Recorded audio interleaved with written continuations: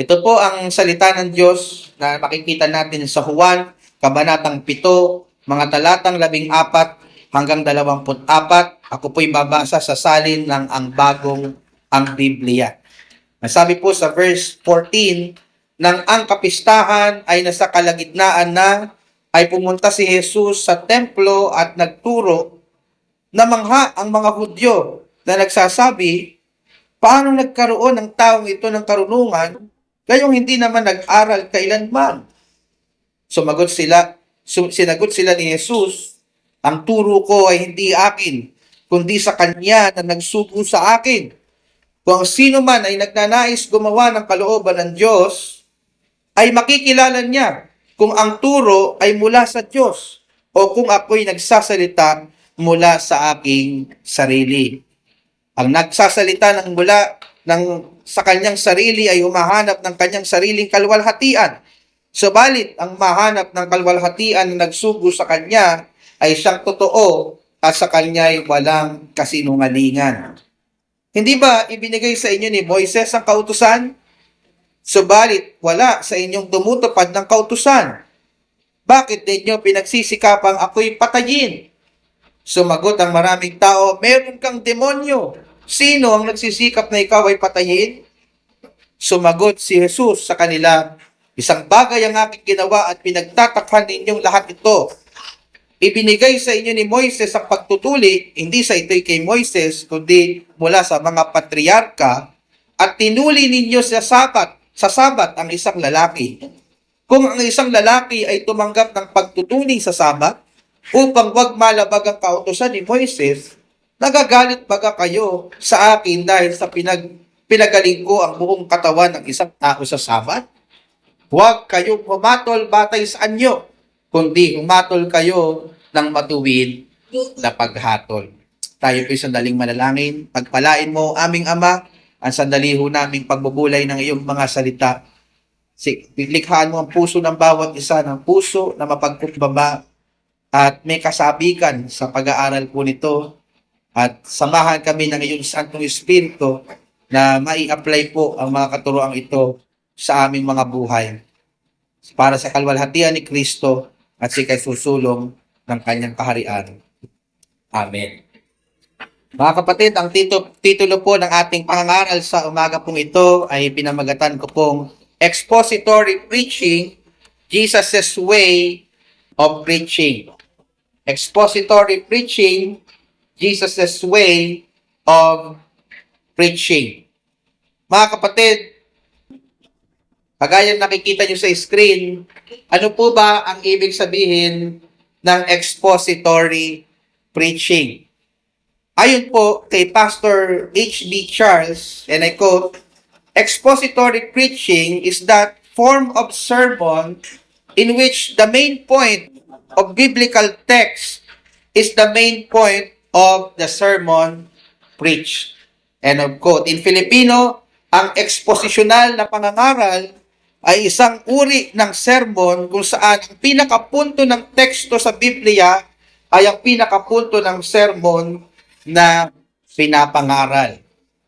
Ginagawa po ito ng mga ngaral, mga kapatid, sa pamamagitan po ng maingat at matyagang pagpapaliwanag ng talata ayon sa konteksto nito upang makuha ang tunay na kahulugan nito at makuha ang tunay na aplikasyon nito para sa buhay ng mga nakikinig.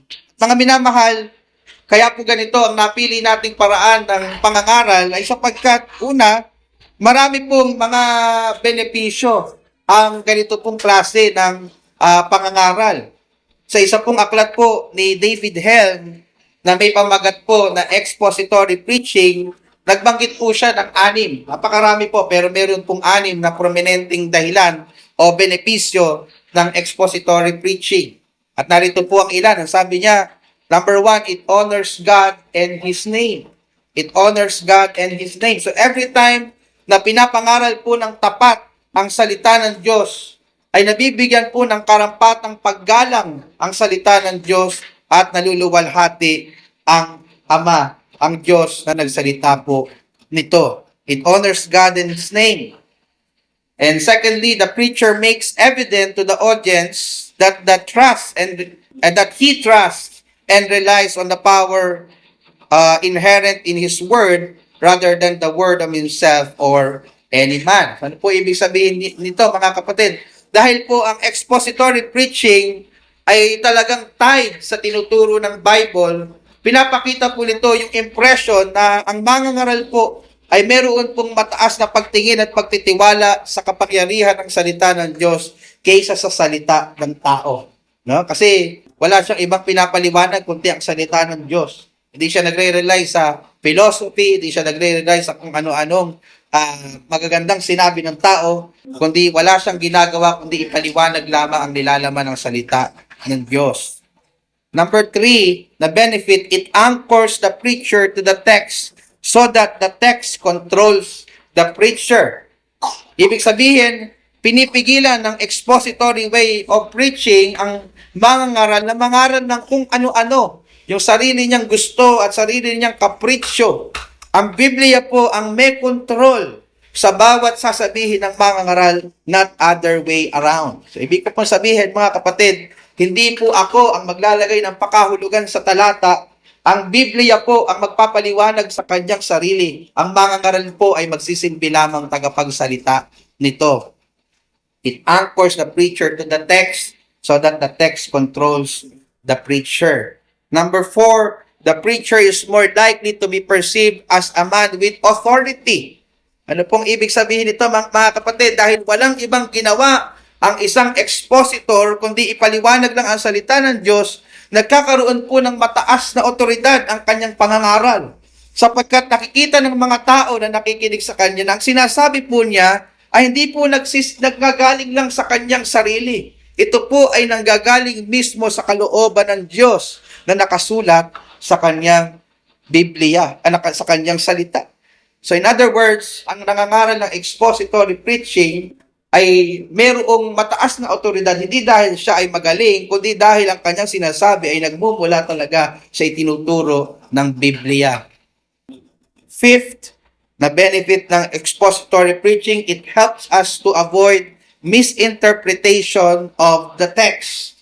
Dahil masikap po na ipinapaliwanag ng expositor ang nilalaman ng talata at hindi lang ang kanyang gusto lang sabihin, may iwasan po ang mga pagkakamali o pag-iinterpreta ng talata. Kasi normally, ang maraming mangangaral ngayon, dahil kung may gusto siyang sabihin, hahanap lang siya ng sitas ng talata kahit hindi naman niya inaral kung ano ba ang konteksto at pakahulugan ng talata para lang pumakma sa gusto niyang sabihin. So, hindi yon nangyayari sa isang expository preaching sapagkat ang mangangaral ay ini-interpret lang niya ang sinasabi ng salita ng Diyos. At panghuli pong benepisyo ng expository preaching, ayon po kay David Helm, is it trains the listener to hear expositionally. It trains the listener to hear expositionally. Ibig sabihin, mga minamahal, kapag kayo ay palaging nauupo at nakikinig sa ganitong klase ng pangangaral, nasasanay ang inyong mga tainga na marinig, na makinig sa isang expositional na pag-aaral. Kapag po nakinig kayo sa ibang mangangaral na hindi po pinapaliwanag ang Biblia, nalalaman niyo po kung tama o mali ang kanyang sinasabi. Sapagkat bawat talata na kanyang binubuksan ay tinitingnan niyo kung iyon ba talaga ang ibig sabihin niyo. So hindi niyo po namamalayan, mga kapatid, sa inyo pong pag-upo diyan at pakikinig niyo ng every Sunday or every Wednesday ng prayer meeting na expositional preaching, na te-train ang inyong mga sarili to be critical thinker. Hindi po basta maniwala sa sinasabi ng mga ngaral, kundi tinitingnan nyo kung iyon ba talaga ang sinasabi ng salita ng Diyos. Take note, mga kapatid, critical thinker, hindi pagkakaroon ng critical spirit. Magkaiba po yun. No po? Pagka-critical spirit, lahat na lang gusto mong punahin. No? Lahat na lang gusto mong guluhin kasi meron pang critical spirit. Hindi po ganoon yung gusto kong ma-develop. Ang gusto ko po ma-develop, kaya po kayo tinetrain makinig expositionally is for you to have a critical thinking mind. Hindi kayo gullible. Ibig sabihin, hindi kayo padaling maniwala. Ano? Kundi maniniwala lang kayo kung makikita nyo from the scripture yung sinasabi ng isang mangangaral. So ilan lang po ito mga minamahal. I can go on sa list sa ilang benefits ng expository preaching na pwede pong mag-motivate sa atin. Na ganito po yung klase ng pangangaral na dapat nating i-advocate o pakinggan. Ngunit sa sermon ko po ngayong umaga, mga kapatid, gusto ko pong ipakita sa inyo na maliban po sa mga benepisyong dulot ng expository preaching, dapat po nating nasain yung ganitong klase ng pangangaral sapagkat ganitong klase ng pangangaral ang makikita nating uri ng pangangaral na ginawa ng ating Panginoong Jesus noong siya po ay nagkatawang tao. In other words, minodelo po kasi ng ating Panginoong Jesucristo yung ganitong klase ng pangangaral nung siya po ay nandito sa lupa at naglilingkod sa tao at nangangaral. Therefore, gusto po nating i-mimic, gusto po nating gayahin yung ganitong klaseng pamamaraan sapagkat ito po ay galing mismo sa ating Panginoong Jesucristo. Sa mga talata pong ating pinag-aaralan ngayon, meron po tayong nakitang 5 mga katangian ng expository preaching na minodelo po mismo ng ating Panginoong Jesucristo in verses 14 to 24. Ito pong 5 ito ay ang mga sumusunod. Ang mga sumusunod, pwede nyo pong isulat. Una po is, expositional preaching is doctrinal. Doctrinal. Pangalawa, it is biblical. Third, it is attractive. Fourth, it is God-glorifying. And fifth, it is sin-confronting. Doctrinal, biblical, attractive, God-glorifying, sin-confronting. So, kung medyo hindi nyo nakuha, hayaan nyo po isa-isa pong paliwanag para po isa-isa ho ninyong mailista at matandaan. So, isa-isahin po natin pag-aralan mga kapatid. Ang una pong katangian ng expository preaching na gusto kong makita nyo sa talata, according to Jesus, is it is doctrinal. It is doctrinal. Ang expository preaching ay hindi lang po isang pep talk. Hindi ito isang entertainment lang para lang malibang yung mga taong dumadalo sa church. Hindi po ito isang most motivational speech or series of jokes para lang matawa yung mga tao at ma-entertain. Mga minamahal, ang expository preaching ay doctrinal preaching.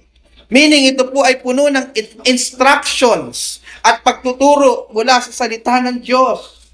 Ito po ay naglalaman ng mga doktrina kung sino ang Diyos at kung ano ang kanyang kalooban para sa ating mga buhay. Ganyan po yung makikita natin mga minamahal na sa pangangaral po ng ating Panginoong Jesus. Doon po sa verse 14, tingnan niyo po mga kapatid yung inyong mga Biblia. Ang sabi po diyan sa verse 15 ng chapter 7, nang ang kapistahan ay nasa kalagitnaan na ay pumunta si Jesus sa templo at ano ang kanyang ginawa mga minamahal? At nagturo. Nakita niyo po, ang expositional preaching is doctrinal preaching. Siya po ay nagturo. So sa talata pong ito, nabasa natin na ang ginawa po ng Panginoong Jesus nung nasa 3 hanggang 4 na araw kasi sabi nasa kalagitnaan. So alam natin na ang sukot ay 7 days. So nasa around 3 to 4 days na po ito ng piyesta ng tabernakulo at nagpunta daw ang Panginoong Jesus doon, sabi sa talata, para magturo. At ang salita po, nagturo po dyan, galing po yan sa salitang Greek na didasko, na ang ibig sabihin po is to give instruction. Give instruction. Ibig sabihin, hindi lang po basta nagkwento ang Panginoong Jesus nung nagpunta po siya sa templo. Hindi lang siya nag-throw ng jokes para lang ma-entertain ng tao. Ang sabi ng talata, siya ay nagturo, siya ay nagbigay ng mga instructions, siya ay nagpaliwanag. Ganyan po ang dapat hinahanap natin mga kapatid sa mga mangangaral na pinapakinggan po natin. Ang malungkot, marami pong mga nagpapakilala ngayon na ang barometro o marami pong nagpapakilala ngayon na ang barometro nila para masabi nilang na bless sila at nahusayan sila sa pangangaral ay kung natawa sila sa pangangaral. Ang galing. Favorite ko yung preacher na yan kasi pagka nagpipreach yan, hindi ako naiinip. Natatawa ako. No? Kaya magaling yung preacher. No? Invite nyo nga ulit niya sa susunod, pastor. No? Pagka ganun yung narinig kong feedback, hindi ko na i-invite yung preacher na yon kasi gusto mo palang komedyante na lang i-invite ko. Marami dun sa bar. O kaya, sinasabi ng iba, ang barometro niya, kaya ako na-bless kasi pastor, naiyak ako sa preaching. No, napakagaling magpag-aralgal ng boses ng pastor. O kaya, na-entertain ako, pastor. Ano? Mga kapatid, mali. Ang dapat po na hinahanap ninyo sa isang mangaral ay kung naipaliwanag ba niya ang talatang kanyang binuksan. Itinuro ba niya kung ano ang ibig sabihin nito? Naturuan ba niya kayo ng mga doktrina na dapat ninyong paniwalaan? Nabigyan ba niya kayo ng instruction ng mga bagay na dapat ninyong ipamuhay? Yan po yung hinahanap natin sa isang mangangaral ng salita ng Diyos. Mga kapatid, ang biblical at binodelo sa atin ng Panginoong Jesus na klase ng pangangaral ay na dapat po nating pakinggan ay doctrinal na pangangaral. Ibig sabihin, ito po ay puno ng mga pagtuturo. In other words, preaching must be theology on fire. Wag po kayong masisiyahan sa preaching na puro kwento, wala namang kwenta. Wag po kayong masisiyahan sa preaching na puro jokes. Wag po kayong masisiyahan sa preaching na puro motivational speech na wala namang biblical basis. Ang preaching ay dapat naglalaman ng mga pagtuturo o doktrina. In other words, it must be a doctrinal preaching. Ganyan po yung tinuro sa atin, minodelo sa atin ng ating Panginoong Hesukristo. Ngunit hindi lamang po ito dapat naglalaman ng pagtuturo o doktrina. Lahat naman ng relihiyon na nagpapakilala at mga ngaral na nagpapakilala, sinasabi may doktrina sila eh. May pagtuturo sila. So, hindi lamang po ito basta dapat may teaching o may doctrinal content. Ito po ay dapat naglalaman ng mga biblical na pagtuturo at doktrina. Kukuha niyo po ba yung emphasis ko, mga kapatid? Hindi lang ito dapat teaching or doctrine. Dapat ito ay biblical teaching and biblical doctrine. At yan po yung gusto kong ma-emphasize sa pangalawa nating punto. At pangalawang characteristic ng expository preaching. Expository preaching is biblical. It is biblical. Ano po ang ibig sabihin ko dyan, mga kapatid? Hindi po ba halos lahat naman ng preachers gumagamit ng Bible? Napansin niyo po ba yung salita ko? Halos lahat. Kasi sa panahon natin ngayon, hindi ko alam kung bakit, pero may mga churches na dinidiscourage na magdala yung pastor ng physical Bible. Kaya pag nag-preach sila, meron lang isang maliit na mesa, may iPad, walang Bible. Kasi daw nakaka-offend daw sa tao kapag may Bible. Ayaw nila yung church magmukhang church, gusto nila magmukhang bar. Yun nga yung problema, the church becomes worldly and the world becomes churchy. Nagkakabaliktad na. Hindi po na malaman kung ano ba yung church sa hindi. Maraming pailaw, madilim, may kumukuti-kutitap. Ano ba talaga ang church? Gusto nating magkaroon ng malinaw na hati ang world sa church. Pero malungkot, marami pong mga tao, maraming mga pastor, akala nila mahusay sila kapag hindi sila nagmadala ng Bible sa preaching. Kaya ko po nasabi, halos lahat. Yung iba naman pong mga ngaral, may dalang ang Bible para mangaral, pero ginagamit lang itong diving board.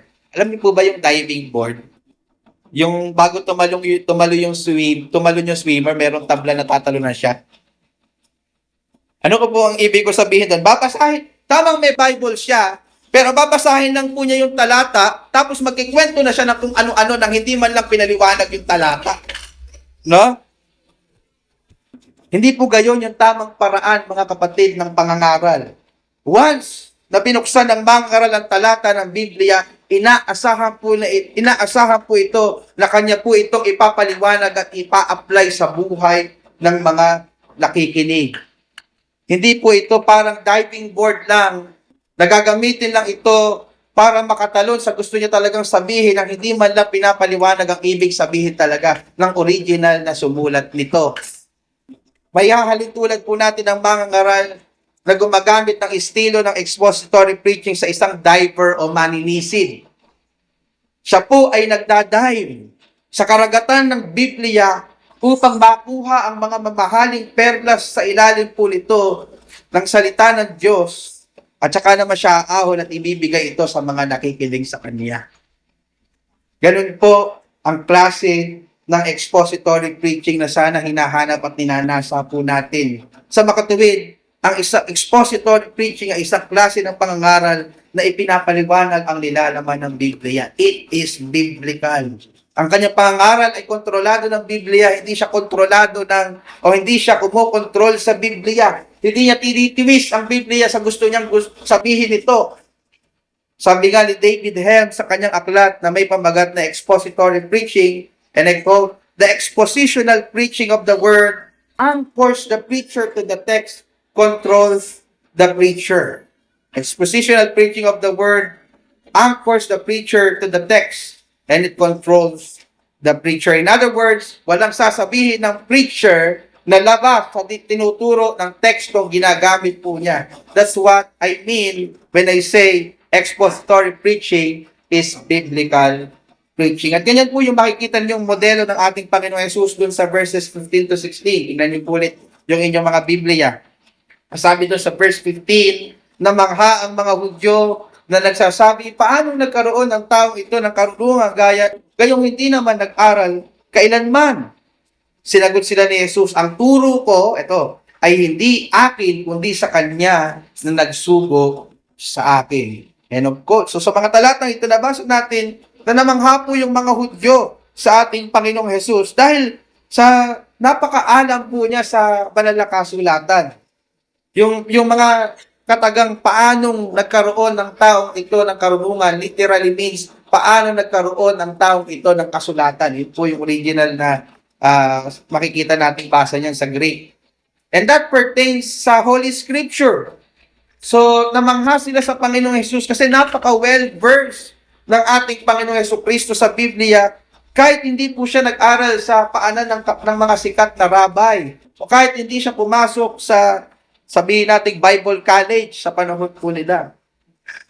Kaya naman po takang-taka yung mga Hudyo noong nangaral po ang ating Panginoong Jesus sa kanila. Ngunit tingnan niyo po yung naging patotoo ng ating Panginoong Jesus nung siya po ay nangangaral. Tingnan niyo po kung bakit siya ganito mangaral. Tingnan niyo sa verse 16. Sinagot sila ni Jesus, ang turo ko ay hindi akin, kundi sa Kanya na nagsugo sa akin. Brethren, expository preaching is biblical preaching. Yung nagsugo sa Kanya na binabanggit niya dito ay walang iba kundi ang Diyos Ama. Dahil nagkatawang tao ang Panginoong Jesus, siya po ay lubos na nakadepende sa kalooban ng Ama. Ultimo, yung kanyang pagtuturo ay nakadepende sa kalooban ng Ama, hindi sa mga pilosopo at kung ano-anong puro-puro ng panahon po ito. Siya po ay nagturo mula mismo sa lumang tipan at sa rektang revelasyon sa kanya ng Diyos Ama. At sa panahon po natin ngayon, mga kapatid, hindi na po nangungusap sa atin ng Panginoon ng rekta. Hindi na siya nangungusap sa atin sa pamamagitan ng panaginip at pangitain. Siya po ay nangungusap sa atin sa pamamagitan ng Biblia. Kaya po ang task ng mangangaral ngayon ay ipaliwanag ang nilalaman po nito sa mga taong kanyang pinangangaralan. Hindi po trabaho ng isang mangangaral na maging political analyst. Hindi niya trabaho na magkomento kung sino ba talaga ang may kasalanan kay Maris Racal at kay Anthony. Hindi ko po trabaho na mangaral at i-entertain kayo at maging komedyante para sa inyo. Ang akin pong trabaho bilang mangangaral ay ipaliwanag ang sinasabi ng salita ng Diyos. At ganyan nawa, mga minamahalang inahanap ninyo na klase ng pangangaral, maging dito o sa labas ng ating iglesia. Huwag po ninyo hanapin yung magaling lang magpatawa at magsalita ng Ingles. Hanapin po ninyo yung mangangaral na ipinapaliwanag ang Biblia at ang kanyang sermon ay nakaangkla sa teksto ng Biblia. Hindi lang po yung mangangaral na display lang ang Biblia, tamang dinabasa pero hindi naman pinapaliwanag ang kahulugan po nito. Yan po ang ibig sabihin natin, mga minamahal, ng pagiging biblical ng isang expository sermon na minomodelo po ng ating Panginoong Jesucristo.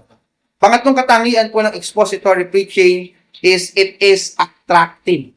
It is attractive. O sa Filipino, ito po ay kaaya-aya at kahali-halina. Ang expository preaching ay hindi po boring. Amen po ba kayo, mga kapatid? Totoo po ba sa mga oras na ito na hindi kayo nabobore? Na ganadong-ganado po kayo habang ine-expound ng inyong lingkod ang salita ng ating Panginoon Diyos? O inip na kayo? Tingin na kayo ng tingin isang oras. Kailang minutes na ba si Pastor? 3 punto pa lang kami. 5 to. Pero mga kapatid, gusto ko pong sabihin sa inyo, hindi po ito attractive sa lahat ng tao. Ito po ay attractive lamang sa iilang tao at ganyan yung makikita nating paliwanag ng ating Panginoong Hesukristo. As an expositor, tanggap ko na hindi lahat nai-enjoy yung klase ng aking pangangaral. Sapagkat ang Panginoong Jesus sinabi niya, hindi ito attractive sa lahat ng tao. Tingnan niyo po yung sabi sa verse 17. Kung ang sino man ay nagnanais gumawa ng kalooban ng Diyos, ay makikilala niya kung ang turo ay mula sa Diyos. Kung ako'y nagsasalita mula sa aking sarili. So, sino po yung binabanggit dito ng ating Panginoong Jesus na nagnanais gumawa ng kalooban ng Diyos? Pero po ba kayong ideya? Ito po, I really believe, ay pumapatungkol sa mga tunay na mananampalataya. Sapagkat ang hindi po mananampalataya o hindi po nakaranas ng spiritual na kapanganakan, wala siyang pakialam sa kalooban ng Diyos. In fact, ayaw niyang marinig ang kalooban ng Diyos sapagkat ito po ay kontra sa kanyang pamumuhay. Sa makatuwid, yun daw pong mga tunay na tagasunod ng Diyos. Yung mga tunay daw pong mananampalataya at yung mga tunay daw pong binago ng Espiritu Santo ang nakakaalam na ang turo ng Panginoong Jesucristo ay mula sa Diyos. Malalaman po nila ito sapagkat ito ang nasa ng kanilang kalooban bilang mga binago ng Diyos. Gusto nilang malaman ang sinasabi ng salita ng Diyos. At yan ang gusto nilang malaman ang kalooban ng Diyos, gugustuhin po nila ito, yung ganitong klase ng pangangaral at pagpapaliwanag gaya ng ginagawa ng ating Panginoong Jesucristo. Sa makatuwid mga kapatid, attractive lang ang ganitong klaseng pangangaral sa mga tunay na binago ng Diyos at sa mga tunay na mananampalataya. Subukan niyo po akong dalhin sa Senado at pangaral ako ng ganito. Subukan niyo po akong dalhin sa grupo ng mga hindi mananampalataya at pangaralin niyo ako ng ganito. I don't think tatagal sila sa akin dahil hindi sila interesado. Pero I really believe, kung ikaw ay tunay na mananampalataya, hindi sa iyo boring ang ganitong klaseng exposition ng salita ng Diyos. Excited ka habang isa-isa nating binubuksan ang bawat talata sa Biblia. Ano kaya ang ibig sabihin nito? Pastor, mag-move on ka na. Sabihin mo na, ipaliwanag mo na ang sinasabi ng salita ng Diyos. Hindi na ako makatagal. Ganun po ba yung attitude ninyo sa mga oras po nito? Hindi nagwa-wander around yung isip mo. Hindi ka nagse-cellphone habang nangangaral ang pastor. Bagkus, nagbubukas ka ng iyong mga Biblia at binibigay mo yung buo mong atensyon sa pagpapaliwanag dito sapagkat gusto mong makilala ang Diyos at gusto mong malaman ang kanyang kalooban. Tanging ang mga mananampalataya ng tunay ang gamigam nitong puso. Ang tanong ko sa iyo kapatid, na-attract ka ba sa ganitong klase ng pangangaral o naboboring ka? Somehow, mga minamahal, isa din pong mabisang barometro ng iyong kalalagayang espiritual ay yung attitude mo every time na ipinapangaral ang salita ng Diyos. Gusto mong malaman nasan ka na spiritually? Check your attitude sa tuwing nangangaral ng salita ng Panginoon. Kung ikaw ay okay spiritually, interesado ka at nananabig ka sa preaching of the word. Pero kung hindi, ang gusto mo lang ay matapos na ang pangangaral na ito at sa isip mo kumakanta ka na ng board in the house, board in the house, board. Hilip ka na. Mga kapatid, ang akin pong encouragement sa iyo, wag niyo pong hayaan manatili kayo sa ganitong kalalagayan. Kung nararamdaman niyo sa inyong mga puso, parang wala akong gana sa salita ng Diyos. Mga kapatid, gusto kitang i-encourage na tumakbo sa Panginoon sapagkat siya lamang ang kaya magbigay sa inyo ng kagustuhan. Siya lamang ang kayang mag-renew ng inyong mga puso upang magkaroon kayo ng init sa pakikinig ng salita ng Diyos. Iiyak ninyo kung kinakailangan, ipagmakaawa ninyo kung kinakailangan, Panginoon, ibalik niyo po sa akin ang kasabikan ng pag-aaral ng iyong mga salita. So, naaral po natin yung 3 sa 5 katangian ng expository preaching na minodelo sa atin ng Panginoong Yesus. Ito po ay doctrinal, ito po ay biblical, ito po ay attractive. Pang-apat po, ito po ay God-glorifying. God-glorifying. Meaning, ang expository preaching po ay nagdadala ng mataas na kaluwalhatian sa Diyos. In other words, na itataas po at napapapurihan po natin ang Panginoon sa tuwing ipinapangaral ng ganito ang kanyang mga salita. Natutuwa po siya at nasisiyahan sa tuwing ino-honor po natin ang kanyang salita at sapagkat ipinapangaral po natin ito ng tama at nasasabing po tayong pakinggan ang ganitong pangangaral. Isa po, mga kapatid, na kinayayamutan ng Diyos ay sa tuwing tayo po'y naglalagay ng salita sa kanyang bibig. O minimisinterpret natin ang kanyang mga salita na sinasabi natin gayon ang sabi ng Diyos, pero hindi naman talaga ganon ang kanyang ibig sabihin. Pero ang expository preaching, mga minamahal, ay hindi po ganito. It gives priority to the meaning of the text. It gives importance to its emphasis. And it gives high value to its proper interpretation.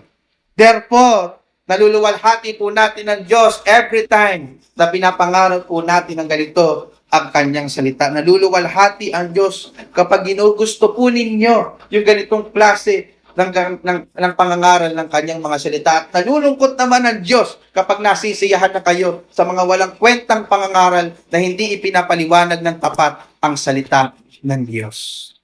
Ganyan po yung makikita nating implication ng verse 18. Tingnan niyo po, ang sabi doon, ang nagsasalita ng mula sa kanyang sarili ay humahanap sa kanyang sariling kalwalhatian. Subalit ang humahanap ng kalwalhatian na nagsugo sa kanya ay siyang totoo at sa kanya'y walang kasinungalingan. So sa talata po ito, nakikita po natin na may dalawang klaseng mangangaral na kinokontrast ng ating Panginoong Hesukristo. Isa daw po yung mangangaral na hinahangad yung kanyang sariling kalwalhatian. Nakita niyo po ba yon? At isa po yung mangangaral na hinahangad ng kalwalhatian ng Diyos. Ang una daw po ay nangangaral ng mula sa kanyang sarili. Kita niyo po ba yon sa talata? Ibig sabihin, yung pinapangaral niya hindi nakabatay sa Biblia. Ito po yung mga mangangaral na binabanggit ko kanina. Maaaring nagdadala siya ng Bible sa pulpito, pinapakita niya, binabasa niya ito, ngunit ang kanyang mga sinasabi ay hindi nakaayon dito. Ganito yung ginagawa niya sapagkat hindi naman talaga niya concern yung kalwalhatian ng Diyos sa kanyang pangangaral. Ang tanging mahalaga lang sa kanya ay ang kanyang sarili at kung paano niya mamamanipula ang mga tao upang gamitin ito para sa kanyang personal na pakinabang. Ang sabi po ni Apostol Pablo tungkol sa mga ganitong klaseng mangangaral sa Filipos 3:19, ang kanilang kahihinatnan ay kapahamakan, ang kanilang tiyan ay kanyang Diyos, ang kanyang Diyos, at ang kanilang kahihiyan, ang kanilang kapurihan na nakatuon ng isip sa mga bagay na makalupa. Ito po ang dahilan kung bakit binabaluktot po nila ang salita ng Diyos ayon sa 2 Pedro 3:16. Ngunit ibang klase po ang pangangaral ng ating Panginoong Hesukristo. Siya po ay nangangaral na nagbibigay ng kalwalhatian sa Diyos sapagkat tapat po niyang ipinapahayag ang salita ng Diyos. Ang kanya pong pinakahangad ay ang kalwalhatian ng Diyos at hindi po ang palakpak ng tao at pakinabang na pwede niyang makuha sa mga tao. Siya po ay nangangaral ng katotohanan at pawang katotohanan lamang. Walang kinikilingan, walang piniprotektahan, tamang pangangaral lamang. Hindi 24 oras yon, mga kapatid. Ang ganitong klaseng pangangaral na minodelo ng ating Panginoong Jesucristo, ang klase ng pangangaral na nakalulugod at nagbibigay ng kalwalhatian sa Diyos. Kaya naman po mga kapatid, we give high importance to the preaching of the word in our worship gatherings. Ito po yung umuuko pa ng mahaba po nating oras sa tuwing tayo po'y sumasamba. Napapansin niyo po ba? May mga simbahan po kasi naubos na yung oras sa kantahan, sa sayawan. Pagdating ng Word of God, wala na silang gana kasi pagod na sila. Para sa kanila, yung worship ay umiikot lang sa kantahan at sayawan. Kaya tawag nila doon ay praise and worship. We don't believe that. Though we agree na yun po ay isa sa mga elemento ng pagsamba, we disagree na inilimit lang natin doon ang pagsamba. Marami tayong elemento ng pagsambang ginagawa dito. Ang pananalangin, ang pagbibigay, ang pagbabasa ng salita ng Diyos. At ang pinakamahalaga sa lahat ng ito ay ang pangangaral ng salita ng Diyos. Lahat ng ginagawa natin sa pagsambang ito ay pagsamba sa Diyos. Kasama po ito. Kasama po yung ating ginagawang pangangaral. Kaya naman po, mga kapatid, naniniwala ako dito sa church na ang pinakamahalaga at mataas na uri ng pagsamba ay ang tapat na pangangaral ng salita ng Diyos. At ang mga tao may buong puso at patutsagang pinapahalagahan ang pakikinig nito. Kahit gaano mo paggalingan ang pagkanta kanina. Kung pagdating naman sa pangangaral ng salita ng Diyos, wala kang pake at hindi ka nakikinig, baliwala rin ang iyong pagsamba. Naintindihan niyo po ba ako, mga kapatid? Kasi ito yung pinakamahalagang bahagi. Kung gusto mong masamba ang Panginoon at bigyan siya ng importansya sa iyong puso, pakinggan mong mabuti ang pangangaral ng salita ng Diyos. Hindi mo ito ginagawa para sa akin. Kamukha nyo din ako na nagnanasang gustong sambahin ng Panginoon. Pero ginagawa natin itong lahat kasi gusto nating mabigyan ng kaliwalhatian ng Diyos. Kasi ito yung highest form of worship natin as a church. Sabi nga po ni Pastor H.B. Charles, let me quote him again. Sabi niya, and I quote, "The preaching of the word should be the high point of Christian worship." Ulitin ko yung bahagi na yun, mga kapatid. The preaching of the word should be the high point of Christian worship. And we say amen to this. And the only way for us to reach that goal is by following the manner of how Jesus preached, which was expository preaching. Na siyang pinapractice at pinopromote natin dito sa ating iglesia. Wala po ba kayo napapansin na common denominator ng mga preachers na ini-invite po natin dito sa church? Lahat po sila as much as possible ay expositor ng salita ng Diyos. Ayaw natin mag-invite ng clown. Ayaw natin mag-invite ng motivational speaker. Gusto natin ng preacher ng salita ng ating Panginoon Diyos. Na siyang pinapractice at pinopromote natin. Kamukha na ginagawa natin dito sa iglesia.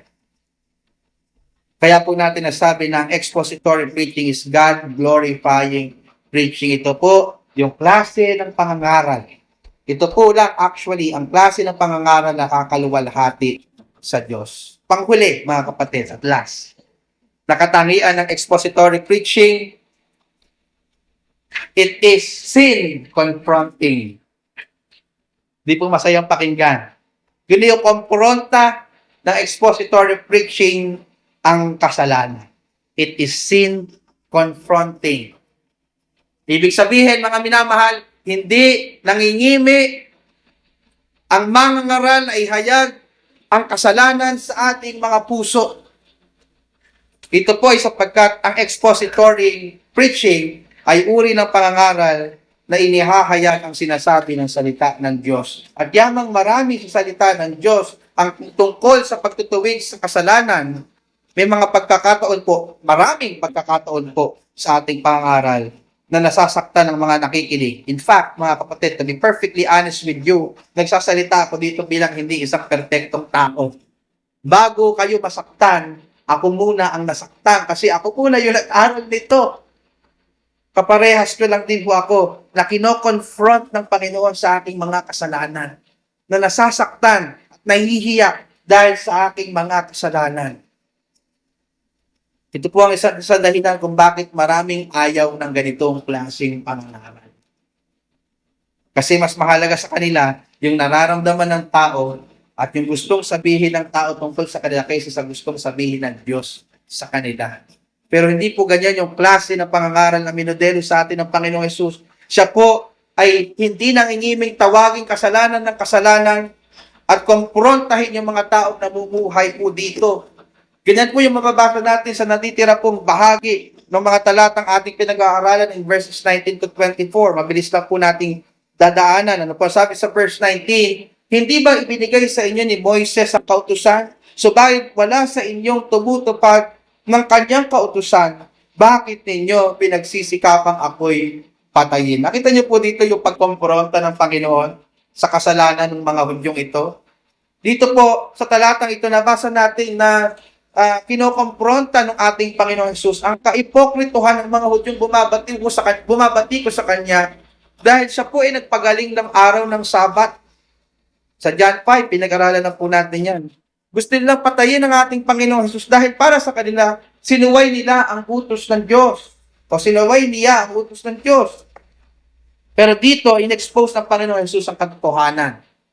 Na mga Hudyo pa lang ito, na parang sobrang passionate na sumunod sa kautusan at handang pumatay sa mga taong sumusuway nito, ay in reality pala, sabi ng Panginoon Jesus, mga taga-suway din ito. Napansin niyo po ba yun? Sabi ng Panginoon Jesus sa kanila, wala sa inyong tumutupad ng kautusan. Ouch! Di ba? Kala nyo magaling kayo? Gusto nyo akong patayin dahil hindi ako sumunod sa kautusan, sabi ninyo. Pero wala ni isa sa inyo sumusunod sa kautusan, sabi ng Panginoong Jesus. Ano pinapahiwatig dito ng Panginoon? Gustong iparealize sa kanila kung gaano sila ka-ipokrito. Na sila, nakakala mo mga perpektong sumusunod sa kautusan, kaya pinupulis nila ang Panginoong Jesucristo ay mga tao rin po palang mga sumusuway dito. Kaya naman po mga kapatid, na-offend ng mga tao. Tinaplan sila kasi totoo. Ano? Tingnan nyo yung sabi sa verse 20. Nagbitaw sila ng masakit na salita na normal na nagiging response ng mga taong hindi tumatanggap ng pagkakamali. Ang sabi sa verse 20, sumagot ang maraming tao, meron kang demonyo. Nakita nyo po ba yan? Sabi nila sa Panginoon Jesus, meron kang demonyo. Sino ang nagsisikap na ikaw ay patayin? Yung mga salita pong meron kang demonyo, katumbas po yan sa panahon natin ngayon, nababaliw ka. Kasi yung mga Hudyo during that time, kapag wala ng sense yung iyong sinasabi at hindi nakatanggap-tanggap yung iyong sinasabi, naniniwala po sila na siya ay, yung nagsasalita ay inaalihan po ng demonyo. So yung nagalit po ang mga Hudyo pong ito, na normally po, na tinatanggap ng mga, na response ng mga taong nangangaral ng tapat ng salita ng Diyos. Nagagalit yung ibang mga tao sa mga ngaral na wala namang ibang ginawa kundi ipaliwanag ang salita ng Diyos. Yung mga ganito pong tao ay ayaw na itutuwid dahil napakataas ng kanilang pride at sila po ay mayayabang, matataas ang tingin sa kanilang mga sarili. Dahil sa mataas po ang kanilang tingin sa kanilang sarili, feeling nila wala silang ginagawang mali at walang sino mang tao ang pwedeng magtuwid sa kanila. Mga kapatid, baguhin po natin yung ganitong attitude. Hindi po tayo lalagot kung hindi po tayo handang magpatuwid at magpaturo gaya po ng mga Hudyong ito. Tinuwid sila ng Panginoong Jesus pero binalikan nila ng masakit na salita ang Panginoong Jesus. Nagsasabi lamang naman po ng katotohanan tungkol sa ginawa nila pero minasama nila dahil napaka-pride ng mga Hudyo pong ito. Ngunit ang maganda po sa Panginoong Jesus, mga kapatid, hindi niya yung tinake personally. Ano? Hindi niya sinabi, may demonyo ka. Hindi niya sinabi, demonyo rin kayo.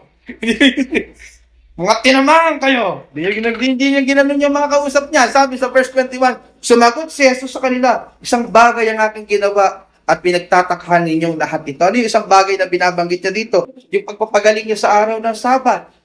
Ano? Marami siyang ginawa, pero ito yung kinayayamutan ng mga Hudyo. Nagpagaling ka ng araw ng Sabat, bawal yan, Jesus.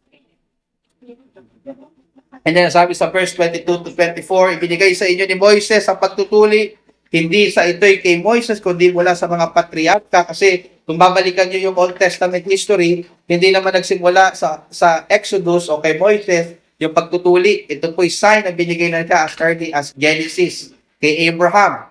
Kaya sinabi dito ng Panginoon, binigay sa inyo ni Moises ang pagtutuli, hindi sa kay Moises, kundi mula sa mga patriarka, at tinuli ninyo sa Sabat ang isang lalaki. Kung ang isang lalaki ay tumanggap ng pagtutuli sa Sabat upang malabag ang kautusan ni Moises, nagagalit pa kayo sa akin dahil sa pinaggaling ko ang buong katawan ng isang tao sa Sabat? Huwag kayong humatol batay sa inyo o batay sa anyo, kundi humatol kayo ng matuwid na paghatol. Ano po pinupunto dito ng ating Panginoong Hesus? Maring nakukonfuse kayo. Ano ba yung issue ng pagtutuli? So, bigyan ko kayo ng konting background tungkol sa kagawian ng mga Hudyo ng lumang tipan. Kasi po, sa lumang tipan, ng panahon na ito pa'y epektibo at nakapailalim pa dito ang mga tao, pinag-uutos po na sa ikawalong araw, dapat tutuliin na agad ang isang sanggol. No? Hindi po for hygienic purposes, kundi dahil ito ay sign ng pagiging bahagi nila ng bayan ng Diyos.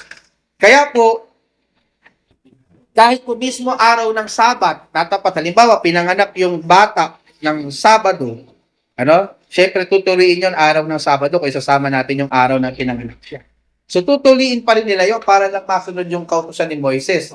Ayon sa Levitico 12:1 hanggang 3. So ito po yung ginamit na argumento ng ating Panginoong Hesus para ipakita yung kamalian ng mga Hudyo. Parang sinasabi ho dito ng Panginoong Hesus, kung kayo nga, pinapayagan ninyo na ang seremonyas ng pagtutuli kahit sa araw ng Sabat, bakit naman hindi ako ubrang magpagaling sa araw ng Sabat? Ano ba ang mas mainam? Tuliin ang sanggol para maging malinis ang isang bahagi ng kanyang katawan? O ang magpagaling ng may sakit upang malinis o mapagaling ang kanyang buong katawan? No? Parang galing yung argumento dito. Ito yung tinatawag na argument of lesser to greater. No? Kaya naman po, wala sa hulog yung akusasyon ng mga Hudyong ito sa Panginoong Hesus. Wala po sa wisyo ang kanilang paghatol. Kaya sinabi ng Panginoong Hesus sa last verse 24, huwag kayong humatol batay sa inyo, kundi humatol kayo ng matuwid na paghatol. Masama po bang mag-judge, mga kapatid? Yan, gustong-gusto ng mga tao makasalanan, pag kinokompronta mo sa kasalanan, don't judge. Matthew 7:1, don't judge. Mga kapatid, sabi dito sa John 7:24, pumatol kayo, judge, righteous judgment. So, ang bigyan natin ng context, sa Matthew 7, ang sinasabi doon ng Panginoon na wag hahatol, wag kayong pumatol na walang pasihan o pagpapaimbabaw. Yung humahatol kayo sa iba pero hindi nyo nakikita yung inyong sarili. Yun yung binabawal doon. Sa John 7:24, sinasabi dito, kung hahatol kayo, humatol kayong matuwid na paghatol. May basis. May katotohanan. Hindi chismis. May basis. At yan po nagkamali yung mga Hudyo. Humahatol sila sa surface. Hindi nila masyadong inaral yung ginawa ng ating Panginoong Jesus. So nakita niyo po dito, mga kapatid, sa mahaba kong pinaliwanag in 1924, na hindi po nangiming ituwid ng ating Panginoong Jesus ang kanyang mga kausap. Mga kapatid, hindi niya habol ang crowd. Hindi niya habol yung maraming followers, pastor, ba't ka ganyan mangaral? Kaya tayo kumukonti No? Napaka-hard pong magsalita, pastor. Well, hindi yun ang habol kasi ng Panginoong Jesus Ang habol niya ay yung truth. Ang habol niya yung glory ni God. Na no matter kung may masagasaan siyang tao, sasabihin niya ang katotohanan at bawang katotohanan lamang.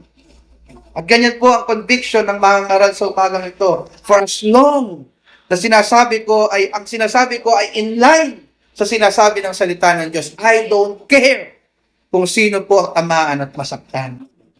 Sapagkat ang pinakamahalaga sa lahat ay ang glory ni God at ang kapakinabang ng mga tao.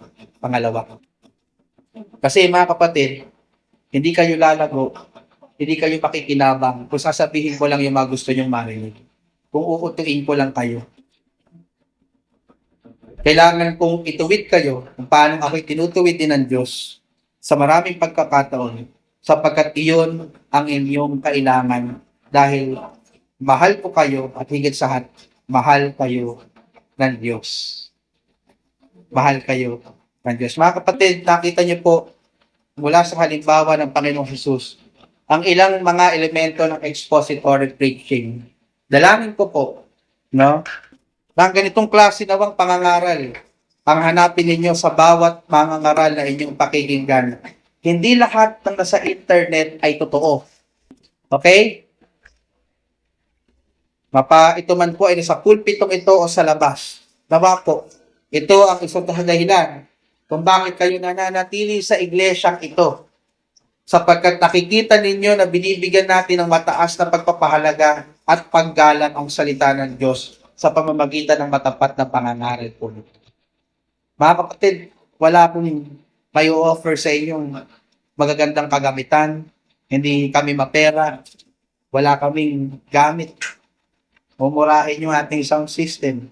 Pero sana kaya kayo naririto kasi alam ninyo doon, bagamat hindi perfecto, doon sinisikap na igalang ang salita ng Diyos. Doon sinisikap na igalang ang salita ng Diyos. Sana po naunawaan ninyo na ganitong klaseng pangangaral ang tanging biblikal na paraan ng pangangaral na hinalimbawa mismo ng ating Panginoong Hesus Kristo. Purihin po ang ating Panginoon. Magsitayo.